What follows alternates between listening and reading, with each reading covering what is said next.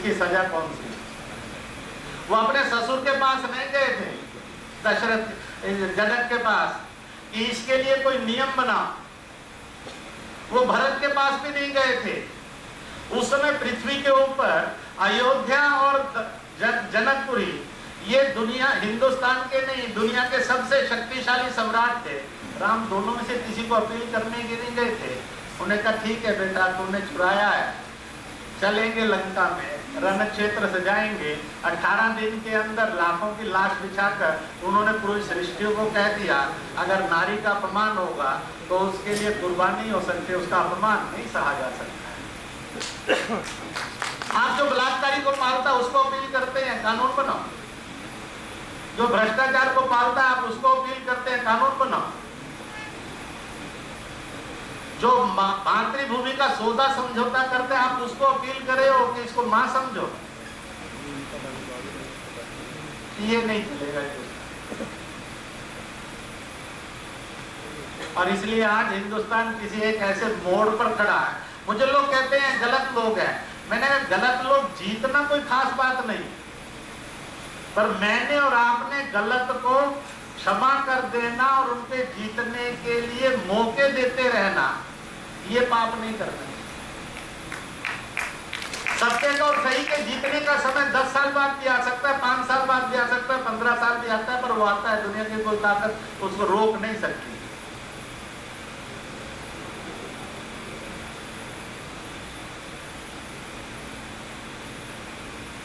परंतु जो ये कह दे कि गुंडा है, भ्रष्टाचारी है, बलात्कारी है, आतंकी है, उसको पालता है, देशभक्तों को सताता है, ये जीता है साहब, ये सच और सही है।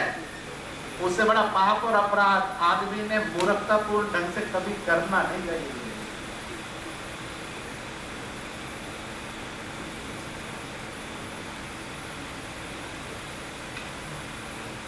राष्ट्रीय स्वयंसेवक संघ की एक सोच रही, इस देश का करोड़ों करोड़ जो मुसलमान है, ईसाई है, ये अन्य मत पंथों के लोग हैं, ये धरती से भारत के, पूर्वजों से ये भारतीयों के, जाति उपजातियों में से ये भारतीयता के, भाषा बोलियां भी इनकी यहीं की है, रीति रिवाज और तहजीब और परंपराएं भी यहीं की है, केवल मजहब बदला है। मजहब बदलने से राष्ट्रीयता नहीं बदलती। मैंने पिछली बार की एक सभा के अंदर एक उदाहरण दिया था, उसको जानबूझकर दोहराता हूं। ढाका, बांग्लादेश, 1940 में एक मोहम्मदीन जन्मा और एक मोहनलाल जन्मा। जन्मे थे तो रजिस्ट्रेशन हुआ था ये हिंदुस्तानी है, भारतीय है। 1960 में जब जवान हुए तो लिखा गया ये पाकिस्तानी है, दुनिया ने भी कहा है पाकिस्तानी। 1980 में और 2010 के अंदर जब वो बुजुर्ग हुए तो आज बोला जाता है ये बांग्लादेशी है। थोड़ा सा जोर लगाइए साहब, कल फिर से हिंदुस्तानी हो सकते। अगर जाति से और मजहब से वतनियत होती, कौमियत होती, तो उस मोहनलाल और मोहम्मदीन की राष्ट्रीयता 3 बार भी बदलनी चाहिए। 3 बार बदली है तो चौथी बार भी बदल सकती। इसी उदाहरण को देते समय मैंने कहा था, in 1986 I addressed the first Muslim audience in Rajouri. शहर के अंदर जो मस्जिद है उसके मैदान के सभागार के साथ, वहां की म्यूनिसिपैलिटी का सभागार है, थोड़ी मस्जिद की जगह पर है, थोड़ी सरकारी जगह पर, शायद मिलजुल कर समझौते में तय हुआ। बुलाए उस समय जम्मू कश्मीर के एक मुसलमान नेता थे, कांग्रेस पार्लियामेंट्री कमेटी के मेंबर भी थे। एक घटना में मेरी पहचान हो गई, कहने लगे आपको बुलाना है। उन्होंने बुलाया, राजौरी में बुलाया, उस प्रांगण में तय किया बोलना, मुझे संघ के विचार पर बोलना। मुझे मालूम नहीं है, major general, brigadier, special IG वगैरह, वहां का डीएम, एडीएम, एसडीएम, सारी फौज थी, हाल ठूस कर भरा। पता नहीं माँ भगवती की क्या कृपा हुई,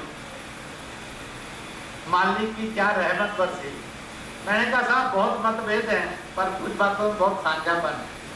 जो जन्मता है वो मरता है। पाकिस्तान की जन्म तिथि, सामने जमात इस्लामी के 2 लोग बैठे थे, एकदम बोल उठे। 14 अगस्त 1947 रात को 12 बजे अशोक जी बैठे हैं, ब्राह्मण है, टेबड़ा बना सकते हैं क्योंकि डेट एंड टाइम दिया। मैंने कहा बांग्लादेश की जन्म तिथि बताओ, तो कहने लगे 16 दिसंबर 1971 दोपहर 11:47 जब कॉम्प्रोमाइज लिखा गया।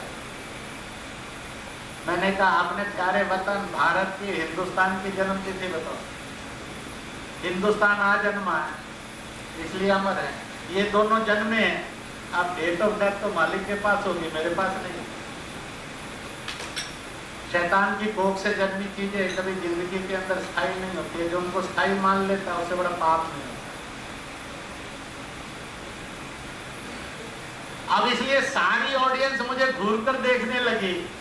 इस सज्जन का पहला डायलॉग है, इतनी सेंसिटिव सिटी में है, इतनी सेंसिटिव ऑडियंस में है,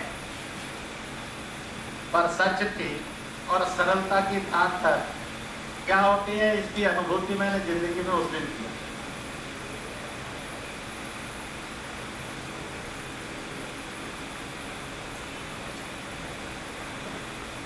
मैं जम्मू कश्मीर में बहुत कुछ खेल कर गया। कुछ ऐसे पृष्ठ हैं जो आपको जिंदगी में किसी को भी कभी कल्पना में नहीं आएंगे कौन से हैं। उन पृष्ठों में से इस मुस्लिम राष्ट्रीय मंच के जन्म की भूमिका बनी।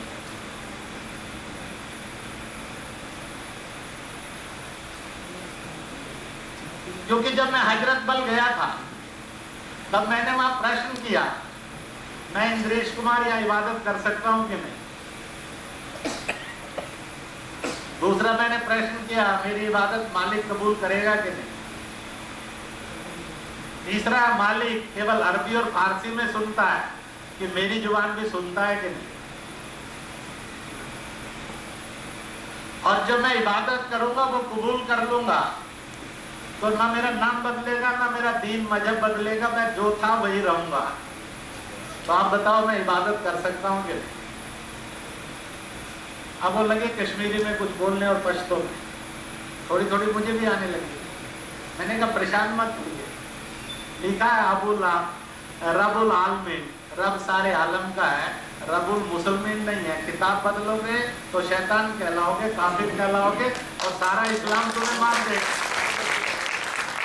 किताब बदल नहीं सकते तो फिर मैं भी उसके आलम में आता हूँ, और उसके आलम में आता हूँ तो मैं इबादत कर सकता हूँ।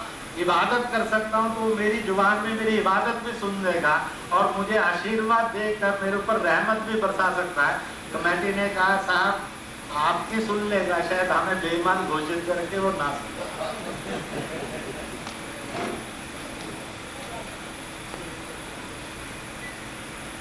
पूजा पत्तियां बदलने से ईमान नहीं बदलता।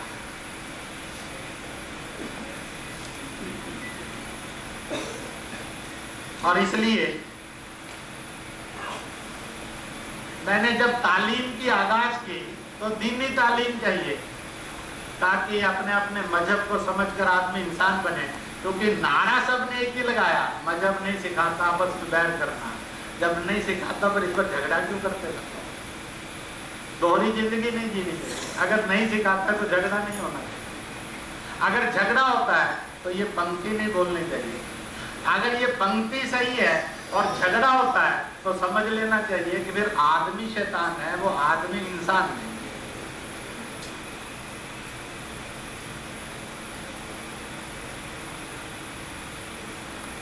और इसलिए बनना चाहिए दुनियावी तालीम तरक्की करे, वतन से मोहब्बत की तालीम ताकि ईमान वाला बने। और इसलिए मैंने मुसलमानों को कार्यक्रम सुझाते हुए पिछले साल कार्यक्रम दिया, 2 साल पहले शबे रात आई थी, हम श्राद्ध करते हैं, इसलिए मैंने हिंदुओं में भी दिया और मुसलमानों में भी आगाज की कि आप श्राद्ध में अपने बुजुर्गों के लिए करेंगे, वो शबे रात के अंदर अपने पुरखों के लिए इबादत करेगा। और इस इबादत में अपने अपने पुरखों के लिए करते हुए एक और चीज जोड़ दो, जिन कुर्बानियों से मेरी और आपकी जिंदगी खुशबूदार और रोशन होकर इज्जत और आजादी वाली बनी है, उन सब कुर्बानियों को मालिक स्वर्ग देना, जन्नत देना। हम एक हो जाएंगे। दुनिया की ताकत इसके एक गज जमीन पर कब्जा नहीं कर सकेगी। हुकूमत उसका सौदा करने की हिम्मत नहीं करेगी। और इसलिए सैकड़ों कब्रिस्तान के अंदर झांसी की रानी के, मदन मोहन मालवीय के, सुभाष के, इन सब के साथ लगे फोटो भी, और उन्होंने इन सब के लिए इबादत की। और श्राद्ध करने वालों को मैंने कहा अपने पुरखों के साथ साथ इन कुर्बानियों, जो कुर्बानियों का सगा नहीं हो सकता वो मुल्क में, और खुदा के खलकत में किसी का सगा नहीं हो सकता, क्योंकि उससे कीमती और उससे अजीब चीज कुछ नहीं होती। वही सबसे पवित्र है, वही सबसे मूल्यवान।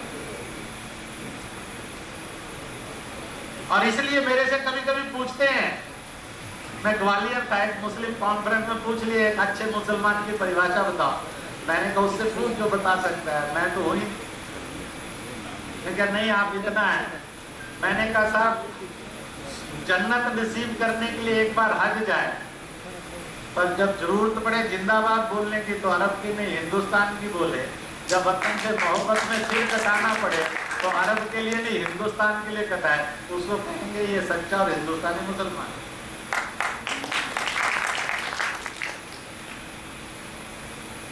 हेरा फेरी नहीं चलती साहब। वतन से मोहब्बत यह कोई बिजनेस नहीं है। और इसलिए कश्मीर हिंदुस्तान का था, है और रहेगा। जिन शैतानी ताकतों ने इसके टुकड़े करने के किए, उन्होंने जो पाप और अपराध किया, और जो शैतानी ताकतें आज वहां आतंक परोसती हैं, उन्होंने जो पाप और अपराध किया, हम उसके पाप और अपराध के भागीदार नहीं हो सकते। आजादी हमारी जिंदगी में मिलेगी कि आने वाली संतान को मिलेगी, इसके लिए भगत सिंह घोड़े खाने के लिए वहां नहीं गया।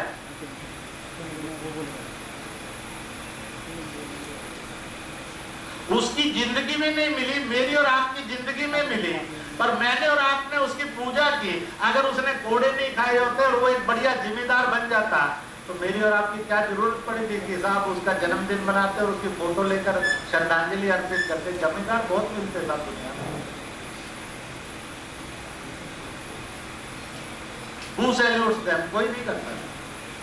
प्रिंसिपल सेक्रेटरी और होम सेक्रेटरी बनकर स्टेट के और सेंटर के हर साल 10, 20, 50 रिटायर हो जाते हैं। उनका फोटो खरीद कर, घर लगाकर उनको फूल कोई नहीं चढ़ाता। इसलिए जिंदगी के अंदर कैरियरिज्म को जरूर मोहब्बत करो, और उस कैरियरिज्म के अंदर पैट्रियोटिज्म, सोशल सेंसिटिविटी और मोरालिटी, इसको तलाक मत दीजिए साहब, इसको स्वीकार करिए।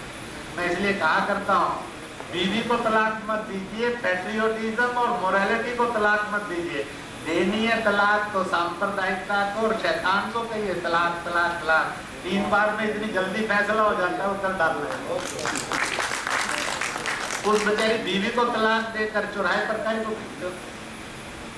उसने क्या कसूर किया? सेवा करती थी, ये कसूर किया। बीमार होते थे, दवाई और रोटी खिलाती थी, ये कसूर किया है।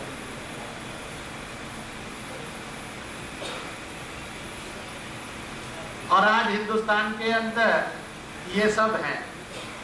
और इसलिए कैसा अजीब मुल्क और सोच कैसी। मैं हिंदुस्तान का नागरिक हूं, जम्मू कश्मीर का नागरिक नहीं। तो आपने पहले ही पक्का कर दिया जम्मू कश्मीर हिंदुस्तान का नहीं है। आप कौन होते और मैं कौन होता हूं फैसला करने वाला था? मालिक से फैसला है जम्मू कश्मीर हिंदुस्तान का। आदमी ने शैतान बनकर ये धंधा क्यों किया? इसलिए उस शैतान को सजा मिलनी चाहिए जिसने ये धंधा किया। मैं और आप सजा क्यों भुगते?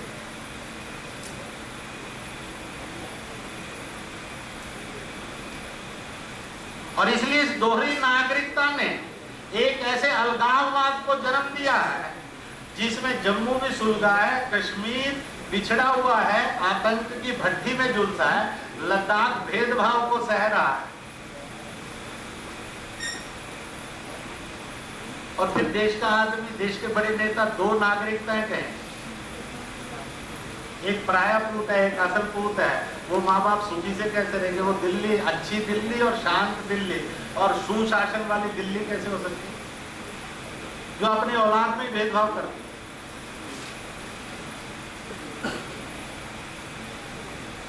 कहते हैं माता कुमाता नहीं होती, दिल्ली की राज माता नहीं है, पिता है, इसलिए बाप तू बाप हो सकता होगा, शायद ऐसी कहावत हो।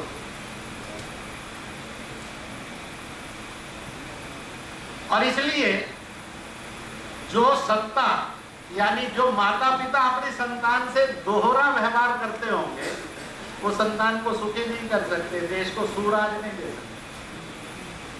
सुराज वो और 5-10 साल करके जा सकते, आने वाला इतिहास उनका सम्मान करने वाला नहीं होगा, उनके ऊपर सबक देगा कि बेटा बचना, रावण मत बचना। रावण ने सबको सोने की छत दी थी, राम ने सबको बांस की और पत्थर की छत दी थी। मंदिर राम का बना, रावण का नहीं बना, मंत्र राम का बना, रावण का नहीं बना।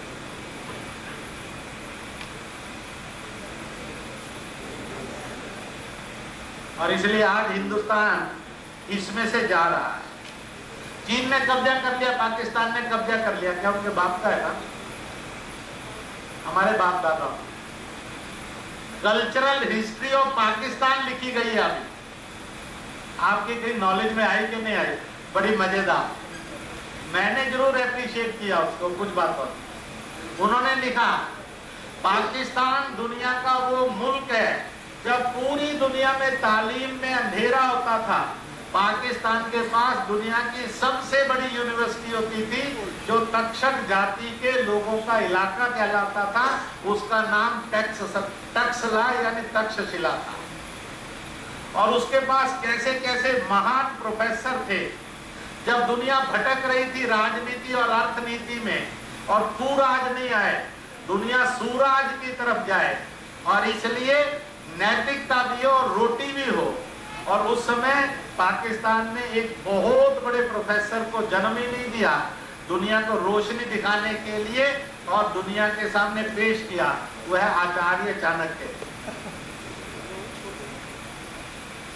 और दुनिया के अंदर जिस हिंदुस्तान को कहते हैं तालीम में बहुत आगे था, दुनिया को तालीम की यूनिवर्सिटियां चलाता था, उसके बड़े बड़े बादशाह और सम्राट भी हमारे यहाँ तालीम लेने आते थे।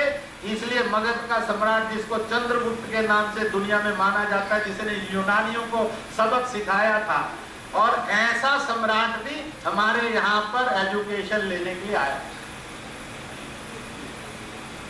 बिहारी था, ये कह रहे हैं कि जो शानवाज भी बिहारी। तो मैंने कहा बहुत बढ़िया हो गया, ऐसा बड़ा घुमाकर कान पकड़ा।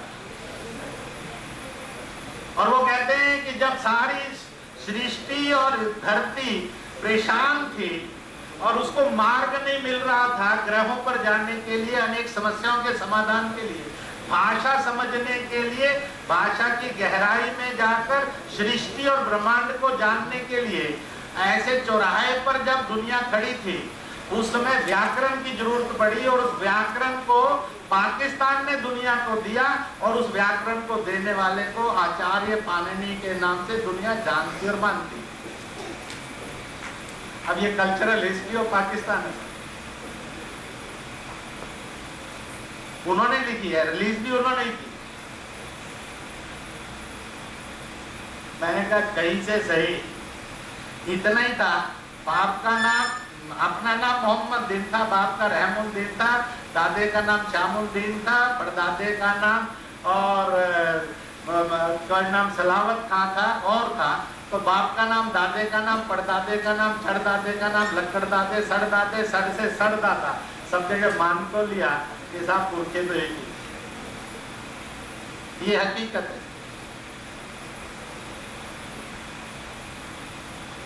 देश एक है, पुरखे एक है, जाति उपजातियां एक हैं, जुबान एक है, तहजीब एक है, मजहब बदला है, ना वतन बदला है, ना वतन की मोहब्बत बदली। जब हम इस रास्ते से, इस रेल पर दौड़े, तो उसका चमत्कार था जो आज किसी ना किसी रूप में दिखता है।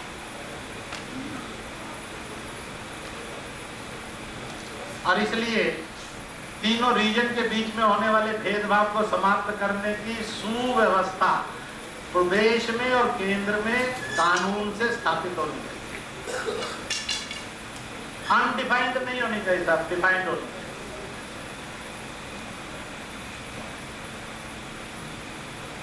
इतने वर्षों से रह रहा है, दोहरी नागरिकता नहीं चलेगी, सौतेला व्यवहार नहीं चलेगा। एक देश एक जन है, इट इज आवर कॉन्स्टिट्यूशन।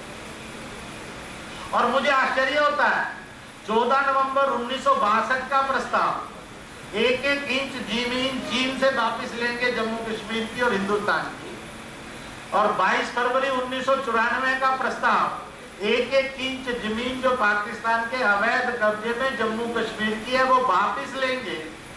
इस पर 100% 62 के अंदर 31 मेंबर पार्लियामेंट मुस्लिम थे, 94 के अंदर 38 मेंबर मुस्लिम पार्लियामेंट में मुस्लिम मेंबर थे, जिसमें जम्मू कश्मीर के भी 4 या 5 मुस्लिम थे। सबके हस्ताक्षर हैं। आज जब वो कश्मीर में कहते हैं कि कश्मीर हिंदुस्तान से कुछ अलग है, तो वो हस्ताक्षर उनकी बेवकूफी का प्रमाण है कि सच्चाई का प्रमाण है? झूठ बोलते हुए शर्म नहीं आती? राजनीति को इतना गंदा बनाते हुए शर्म नहीं आती? Your signature is there. जब आपने कहा है कि 1-1 इंच जमीन हिंदुस्तान ने चीन से खाली करवानी चाहिए, you signed on that article, वो डॉक्यूमेंट है हिंदुस्तान की पार्लियामेंट। जब आपने 1-1 इंच जमीन पाकिस्तान से कूटनीति से, राजनीति से, किसी भी मार्ग से हम उससे वापस लेंगे और कोई मसला नहीं बचा है, आपने भी हस्ताक्षर किए हैं जम्मू कश्मीर के मेंबर पार्लियामेंट के नाते। आज आप पार्टियों के नेता बनकर आवाम को गुमराह करके खून खराबा कराकर हिंसा सांप्रदायिकता की भट्टी में झोंक दो, इससे बड़ा शैतान का काम क्या हो सकता है? ये कैसे चलेगा? आपने 1956 के अंदर विधानसभा स्वीकार करते हुए जम्मू कश्मीर के अंदर 2 बातों को स्वीकार कर लिया। जो पाकिस्तान के अवैध कब्जे के अंदर जम्मू कश्मीर का हिस्सा है, उसकी 25 विधानसभाएं वह जम्मू कश्मीर की हिंदुस्तान की विधानसभा की कुर्सियां मानी जाएंगी। और आपने कहा जो महाराजा ने 2020 वर्ग किलोमीटर 2,20,000 वर्ग किलोमीटर ही नहीं, आदि आदि करके मोहर लगाकर जिस जम्मू कश्मीर का हिंदुस्तान में विलय किया था, उस विलय पर आपने मोहर लगाई। 1956 में जम्मू कश्मीर के सारे पॉलिटिकल लीडर, जिस समय पर किसी और पार्टी का नेता जीतने नहीं दिया, 100% एनसी के लोग जितवाकर शेख अब्दुल्ला लेकर आए थे, उन्होंने मोहर लगाई। आज वो एनसी या पीडीपी हिंदुस्तान पर जम्मू कश्मीर के लोगों को बेवकूफ बनाए और लोग बेवकूफ बने। इसलिए यानी इतनी शर्म भी नहीं आएगी? झूठ बोलते हुए आपके थोड़ा सा भी झिझकेगा ना?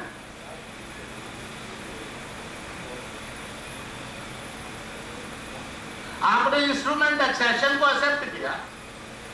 आपने संविधान अपना सेपरेट बनाते समय जिन चीजों को भारतीय संविधान की स्वीकार की, उसमें जम्मू कश्मीर, वो जम्मू कश्मीर जिसके ऊपर महाराजा की मोहर होती थी, ये लिखा है उस एग्रीमेंट के अंदर, उसको स्वीकार किया धाराओं के साथ। और 100% मेंबर जो असेंबली के थे उन्होंने सिग्नेचर किया, जो मोस्ट अनइलेक्टेड रूट के अंदर इलेक्टेड माने गए थे।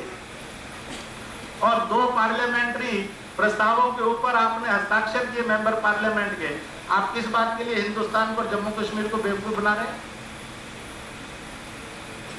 इतनी भी नैतिकता नहीं। और जनता इतनी बेवकूफ बनती रहेगी। हजारों लाख को मरवा दिए, उजाड़ दिए, बेसहारा कर दिए, अनाथ कर दिए, विधवा कर दिए। तुम्हारे बाप की बकौती है क्या? खरीदे हुए गुलाम है क्या? इसलिए जम्मू कश्मीर के आवाम को समझना, हम गुलाम नहीं है साहब, आजाद। कोई भड़का देगा, हम भड़क लेंगे। इतने इमोशनल होकर मूर्ख नहीं बनना चाहिए। और इसलिए सत्य असेंबली का क्या है, उसको चीख चीख कर जो बोल रहा है, लिखित में उपलब्ध है। जो उससे बलात्कार करे, उससे बड़ा बेईमान और बलात्कारी और अपराधी आदमी नहीं हो सकता। आप इस बात को ये मत समझना कि मैं यहाँ आपके बीच में बोल रहा हूँ। मैंने इस बात को जम्मू के अंदर, कश्मीर में, बारामूला और कुपवाड़ा में मुस्लिम ऑडियंस में बोला।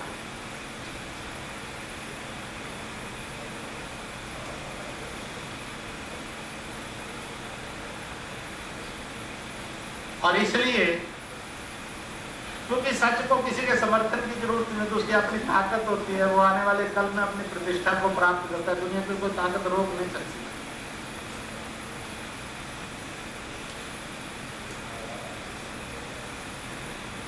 और जो आदमी को आदमी मानकर उसको नागरिकता नहीं दे और आप उसको जनाब श्रीमान कहकर संबोधित करें, इस काम को किस लिए करना था?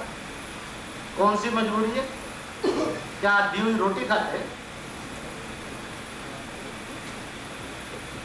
उनकी दी हुई इज्जत से जिंदा है। जो जुल्म करे वो मिलाद होगा, जो जुल्म करे उसको फूल की माला होगी, जो असत्य संभाषण करे वो उसकी रोटी होगी। ऐसा कैसे हो सकता है? कहीं तो जीने का स्वर बदलिए था।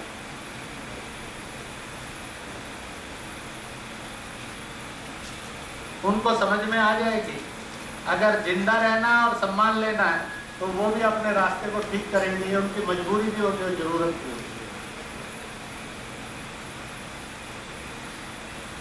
और इसलिए कश्मीर घाटी के जलजले में जब मैं बिल्कुल सरहद तक गया था तो मैं हिंदुस्तान के मौलाना मौलवियों को मिलने के लिए गया था। इतना बड़ा विनाश है तो उनका अंग्रेजी वहां गोली खाने कौन जाए?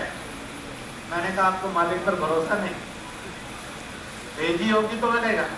डॉक्टर की गोली से तो अच्छा है दुश्मन की और आतंकी की गोली से मरे, तब क्या स्मारक तो बनेगा और लोग हर साल श्रद्धांजलि तो देंगे। डॉक्टर की गोली से मरे तो कोई मूर्ति भी नहीं बनाने वाला घर के।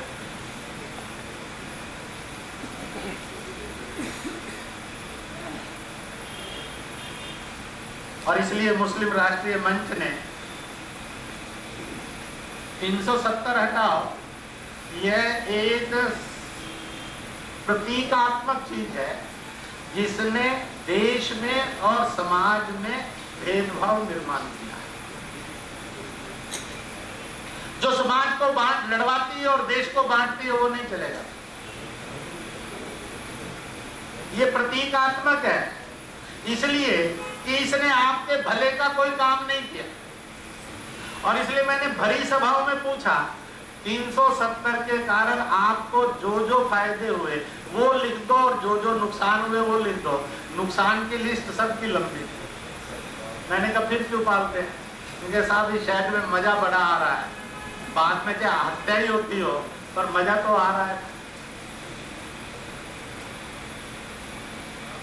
हत्या करने के लिए शहद नहीं खाना चाहिए, रेल की पटरी अच्छी है वहीं चले।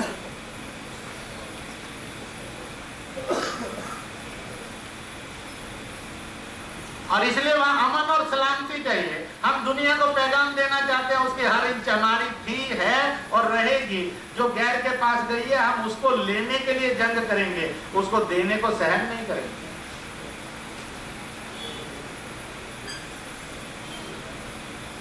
इसलिए इस आगाज को जब किया तो एक बड़ी चुनौती थी और मुसलमान ने समझा। कश्मीर गया, कश्मीर जब गया तो उसको लगा कि ये तो हमें भी अपना नहीं मानता। ऐसा कहता दिल्ली में मुझे राइट दे देना, यहाँ का राइट मत मानना मेरे। इसको लगा कि हिंदू मुस्लिम ये तो सब मुझे भी नहीं देता, इस आर्टिकल के कारण। फिर उसने कॉन्स्टिट्यूशन संभाला।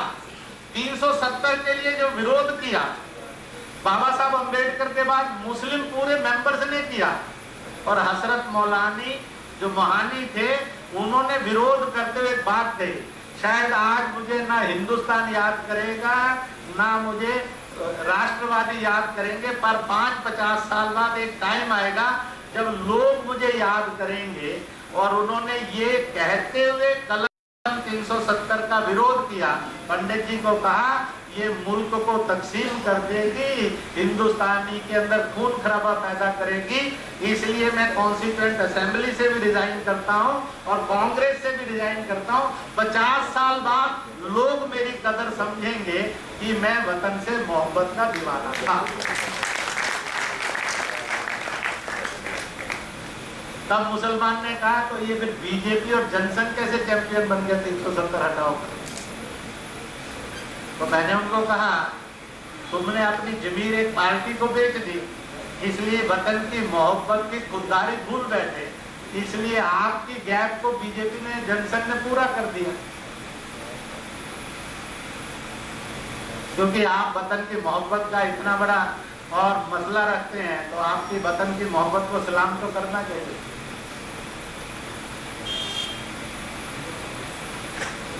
पांच लाख हस्ताक्षर लेकर चले थे, 8 लाख के लगभग हस्ताक्षर पहुंचे। अभी कारवां गर्म हुआ था, उनको लगा 10-15 भी हो सकते। मैंने कहा नहीं, अब रोक दीजिए, हर समय यही नहीं करना, बाकी कुछ करेंगे। इसलिए मैं अंत में जो मुस्लिम मंच के प्रोग्राम है, जो आपसे भी अपेक्षा है, उनको 2-2 लाइनों में कहकर और आज के जो हस्ताक्षर है उस पर एक बात कहकर खत्म कर दूंगा। सलाम 1857 और शबे रात और श्राद्ध, इस पर मैंने कहा जितनी कुर्बानियां हैं उनके लिए भी दुआ करो कि उनको जन्नत यानी स्वर्ग दे। इसलिए जब आप अपने बुजुर्गों के लिए श्राद्ध में पिंडदान करेंगे, 2 पिंडदान, जितनी कुर्बानियां उनके लिए कर दीजिए, क्योंकि उनके कारण हमारी इज्जत और है। इसलिए कुर्बानियों के साथ और मातृभूमि के साथ जीना। और इनको कहा कि कब्रिस्तान साफ करके दुआ अपने बुजुर्गों को करते करते इन कुर्बानियों के लिए भी करना। माँ खुदा इन सबको जन्नत नसीब करा। उन्होंने किया। मेरे से मौलाना इमामों ने सवाल किया, आज तक हमने इबादत नहीं की। मैंने कहा मौलाना पैंट भी नहीं पहनी थी 100 साल पहले, पहन ली है तो अब इसको पहन लो। में क्या है, क्या बात बड़ी अच्छी है, कर ले। रमजान रोजा है, रोजा रखो ताकि जहन साफ सुथरा हो, जुबान मीठी हो। हमने एक नए और उसमें दी, हर रमजान पर हर मुसलमान ने झाड़ लगाना चाहिए ताकि जहां साफ हो। जहां होती है सफाई वहां होती नहीं लड़ाई, जहां नहीं होती लड़ाई वहां रहती है खुदाई। और दूसरा, घर के अंदर रेहान जो जन्नती झाड़ है उसको लाओ, उसके दीदार से जन्नत नसीब होती है। आप मेरे से पूछेंगे ये जन्नती झाड़ रेहान क्या होता है? जिसको आप तुलसी कहते हैं, अरबी में उसको रेहान कहते हैं। और मुझे इस बात की खुशी है, पिछले 2 साल के अंदर जम्मू कश्मीर के अंदर 847 से अधिक परिवार मुसलमानों ने अपने घर के अंदर इस रेहान के पेड़ को लाकर अपनी जन्नत नसीब होने के लिए रास्ता खोला। और इस बार उनको लगता है 2-3 हजार घर हो जाएंगे। इसलिए घर के अंदर जन्नती झाड़ लाओ, रेहान, जिसके सुबह शाम दीदार से जन्नत नसीब होती है। और गांव गली मोहल्ले के अंदर लगाओ पेड़, जिसके कारण जहां साफ सुथरा हो ताकि शहर का दुश्मन प्रदूषण मर जाए। मैंने तालीम पर भी कहा, ऐसे अनेक प्रोग्रामों के साथ और वतन की मोहब्बत, गरीबी, पिछड़ा, भुखमरी। एक पॉइंट इसलिए कहता हूं, अभी मैंने कुछ जगह बोला, एक सच्चर कमेटी की रिपोर्ट है, बताया कि मुसलमानों के हालात कैसे। मैंने मुसलमानों से पूछा, ये तुम्हारे हालात का रिपोर्ट है या जिन्होंने तुम्हें 50 साल से बंधुआ मजदूर बनाकर रखा हुआ था उनके करैक्टर का रिपोर्ट? सेकुलर पार्टी का रिपोर्ट है कि उन्होंने आपको 50 साल वोट लेने के बाद इस बदतमीजी से दुर्व्यवहार